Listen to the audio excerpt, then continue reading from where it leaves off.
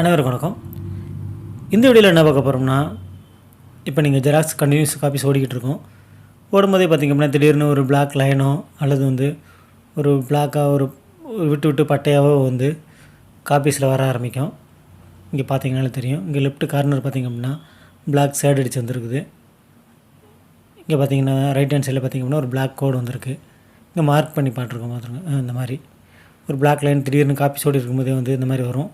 அப்படி இல்லைன்னா இந்த மாதிரி ஒரு பட்டையாக கருப்பாக வரும்.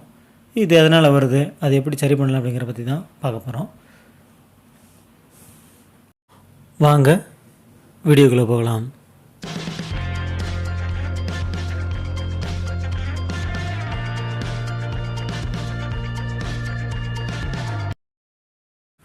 பொதுவாகவே காப்பியர் மிஷினை பொறுத்த வரைக்கும் ஓபிசி ட்ரம் அப்படின்னு கொடுத்துருப்பாங்க. அதாவது ஆர்கானிக் ஃபோட்டோ சென்சிட்டிவ் ட்ரம் அப்படின்னு கொடுத்துருப்பாங்க. இது ஒவ்வொரு மாடலுக்கும் ஒவ்வொரு பிராண்டுக்கும் சைஸ் வேரி ஆகும். அதே மாதிரி அந்த கோட்டிங் டிஃப்ரெண்ட்டாக இருக்கும்.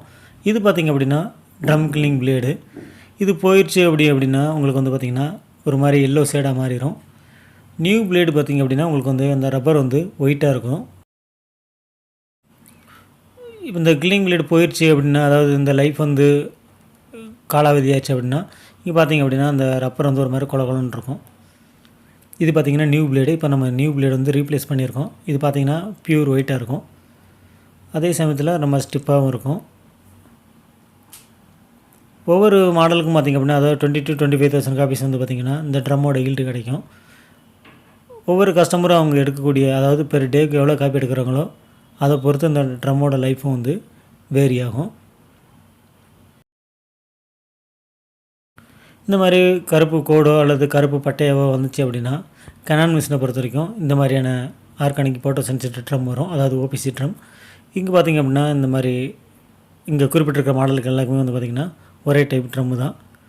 அதே மாதிரி பார்த்திங்க அப்படின்னா கில்லிங் பிளேடும் பார்த்திங்கன்னா 3300 அந்த மாதிரி 2870, 4570, 3025 எல்லாத்துக்குமே ஒரே மாதிரியான பிளேடு தான் வருது. அதாவது ட்ரம் கில்லிங் பிளேடு.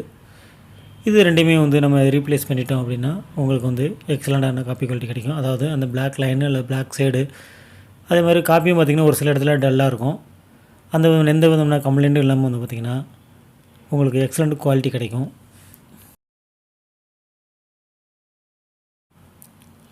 இந்த பிளாக் சைடு எதனால் வருது, அதை எப்படி நம்ம ரெட்டிஃபை பண்ணலாம் அப்படிங்கிற பற்றி இந்த வீடியோவில் பார்த்தீங்க. உங்களுக்கு இந்த வீடியோ ரொம்பவே பயனுள்ளதாக இருக்கும் நம்புகிறேன். இன்னொரு வீடியோவில் சந்திப்போம். நன்றி, வணக்கம்.